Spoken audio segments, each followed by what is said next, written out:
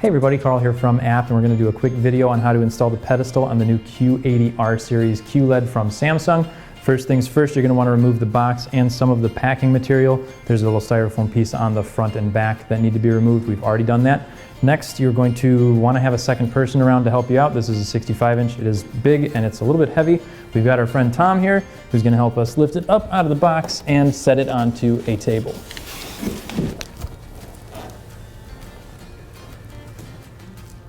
Okay, so we've got the TV set up on the table. It is a good idea to leave the styrofoam cover underneath the screen so no damage occurs that way.